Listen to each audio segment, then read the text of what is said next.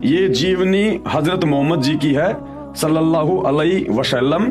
ये सतगुरु रामपाल जी ने नहीं लिखी है। ये सैकड़ों वर्षों से आप मुसलमान भाई लिख रहे हैं, आप लोग इसको पढ़ रहे हैं। और इस पुस्तक में जब हम आगे बढ़ेंगे पेज नंबर 70 पे, पेज नंबर 70 पे जब आप बढ़ोगे 70, 71, 72 ये 3 पेज इसके पढ़ के देख लेना। जिस समय हजरत मोहम्मद जी के ऊपर शैतान के द्वारा, उस डुप्लीकेट अल्लाह के द्वारा आयतें नाजिल की गई थी जबराइल फरिश्ते के माध्यम से, तो क्या हालत हो गई थी बेचारे की हजरत मोहम्मद की।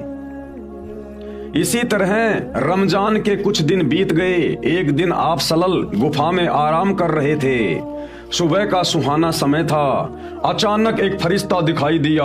अब वो जबरील आ गया, शैतान के द्वारा भेजा गया फरिश्ता। अचानक एक फरिश्ता दिखाई दिया, बहुत ही खूबसूरत और हसीन फरिश्ता। हाथ में हसीन रेशम का एक टुकड़ा भी था। बोला पढ़ो। अब वो जिब्राइल नाम का फरिश्ता आया और हजरत मोहम्मद को बोला पढ़ इसको। अब हजरत मोहम्मद बेचारा अनपढ़, क्या पढ़े भाई। वो बोला साहब मुझे तो पढ़ना नहीं आता। तो उस फरिश्ते ने हजरत मोहम्मद को डराया, धमकाया, उसका गला दबाया और जबरदस्ती उसका सीना चाक करके वो आयतें उसके अंदर डाली। आप सलल घबरा गए और फरमाया मुझे पढ़ना नहीं आता।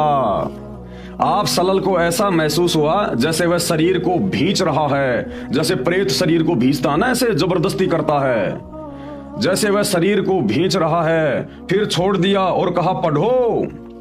फरमाया मुझे पढ़ना नहीं आता। अब बेचारा हजरत मोहम्मद बोला भाई साहब मुझे पढ़ना नहीं आता, जबरदस्ती क्या पढ़ूं मैं। फिर आप सलल को महसूस हुआ जैसे वह शरीर को भींच रहा है। फिर छोड़ दिया और कहा पढ़ो। आप सलल को अंदेशा हुआ कि वह फिर शरीर और भींचेगा और इस बार और जोर से भींचेगा। अब हजरत मोहम्मद जी बेचारे डर गए पूरी तरह से कि 2 बार तो इसने मेरे को भींच लिया, जान निकलने वाली हो गई, अब की बार भी ये मुझे भींचेगा। इसी प्रकार से डर गया बेचारा और बोला क्या पढ़ूं। हजरत मोहम्मद जी बोले क्या पढ़ूं भाई। फरिश्ता बोला पढ़ो अपने रब के नाम से जिसने पैदा किया इंसान को खून की फुटकी से। पढ़ो तुम्हारा मेहरबान रब ही है जिसने कलम से सिखाया इंसान को वह कुछ सिखाया जो उसे मालूम ना था। फरिश्ते के बताने पर आप सलल ने यानी हजरत मोहम्मद ने पढ़ा, पढ़ते ही याद हो गया। यानी फरिश्ते की शक्ति से हजरत मोहम्मद ने पढ़ा तो पढ़ते ही याद हो गया, चित्त पर अंकित हो गया, यानी दिमाग में बिल्कुल याद हो गया। फिर फरिश्ता चला गया। आप सलल उठ खड़े हुए, भय से दिल बैठा जा रहा था। मुसलमान भाइयों ध्यान से पढ़ो। अरे अगर अल्लाह मिलेगा या अल्लाह का भेजा हुआ कोई फरिश्ता आएगा तो वो डराएगा नहीं, धमकाएगा नहीं। अरे हम इबादत क्यों करते हैं, भक्ति क्यों करते हैं? अल्लाह की प्राप्ति के लिए, अल्लाह को देखने के लिए, अल्लाह के लोक में जाने के लिए। और यहाँ तो भैया फरिश्ते से इतना डर बैठ रहा है और अपने उस डुप्लीकेट अल्लाह को देख लोगे तो कलेजा बाहर आ जाएगा।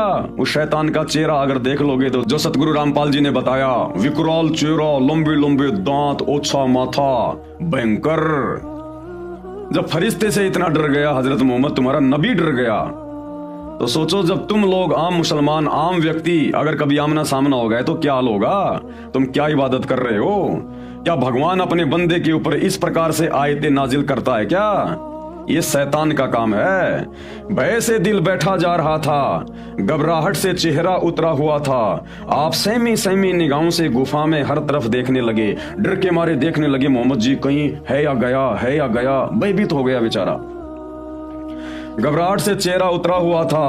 आप सहमी सहमी निगाहों से गुफा में हर तरफ देखने लगे। हैरानी और घबराहट की हालात थी। दिल ही दिल में सोचने लगे। अब मन ही मन में क्या सोचने लगे हजरत मोहम्मद जी, अभी मुझे किसने बातें की हैं, कौन मुझे पढ़ा कर गया है। अरे अगर वो करीम अल्लाह, सुभान अल्लाह, रहमान अल्लाह अगर आता तो प्यार प्रेम से आता, उसके सामने बैठता, मीठी मीठी बातें करता और अपना आशीर्वाद दे के हजरत मोहम्मद के अंदर पूरा का पूरा ज्ञान डाल देता। तोते की तरह बोलने लग जाता, तोते की तरह।